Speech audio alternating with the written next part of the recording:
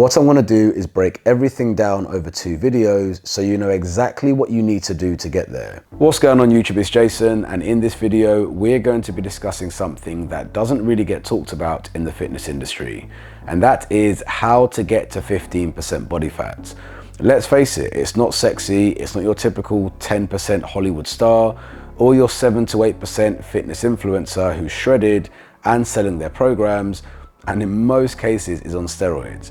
And as a result, there isn't really much information out there as to like a proper strategy that you do need to get to 15%.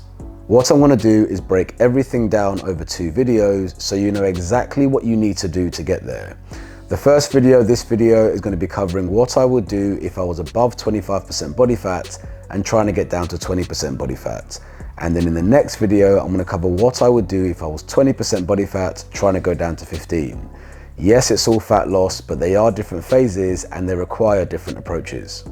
Now, before we get into the key points, I just wanted to cover a couple of things. Number one, 15% body fat is lean, like a lot leaner than you think. When I go into a gym and I meet someone carrying a little bit more body fat and who can't see their abs, they will say something like, I reckon I'm about 15% body fat. I promise you, in 99% of cases, you are not 15% body fat.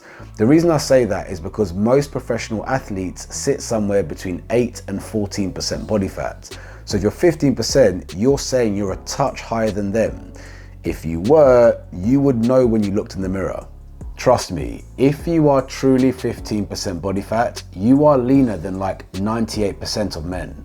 And number 2, the body fat percentages I'll be referring to are male body fat percentages.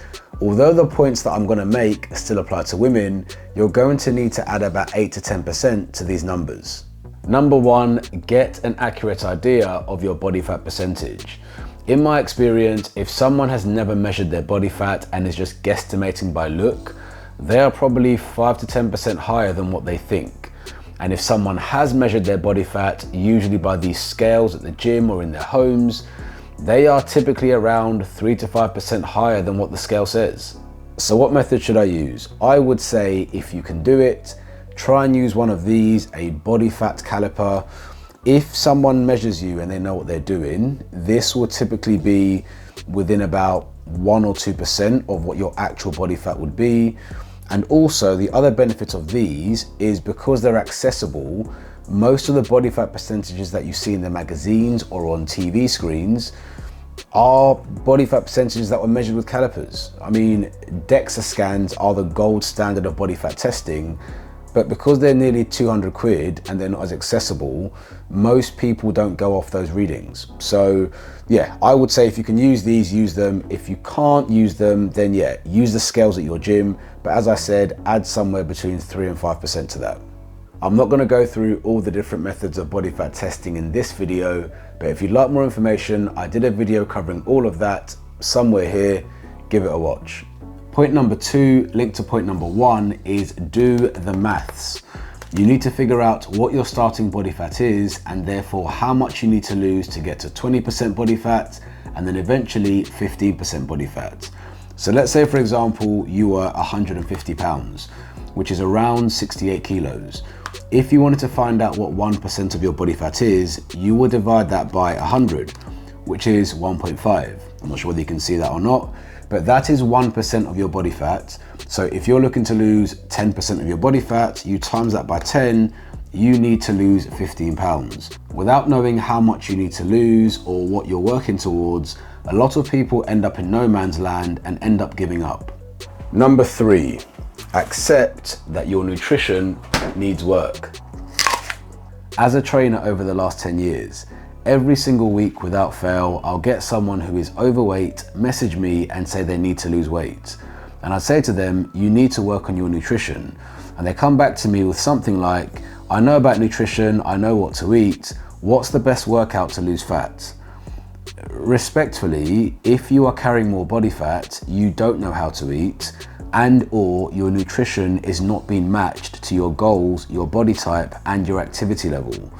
People have this idea that, oh, I need to burn it off and move more. Yes, that is one option, but remember, nutrition is 70 to 80% of the equation.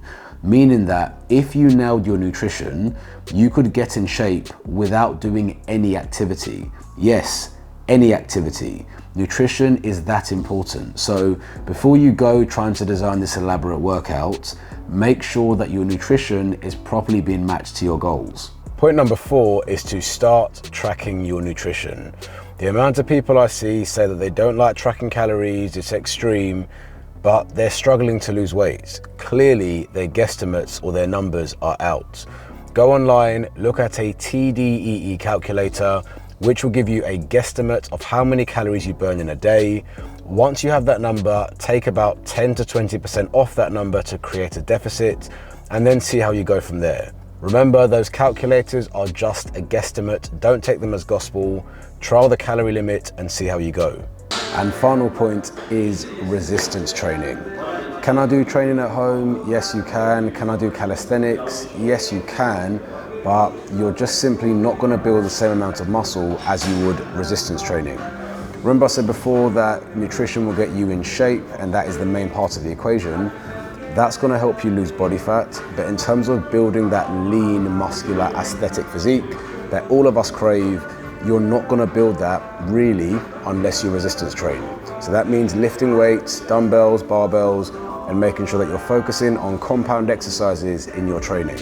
Final thing on weight training, don't lift light weights to get lean. There's this kind of myth circulating around the industry about light weights, high reps to get cut. It doesn't really exist when it comes to science. Remember, you didn't build muscle lifting light weights, you won't keep muscle lifting light weights either. But yeah, I hope you enjoyed this video and found it helpful. Don't forget to like it if you did. Click the link in the below for more information about coaching. Subscribe to my channel to follow me on this journey, and I'll see you again soon.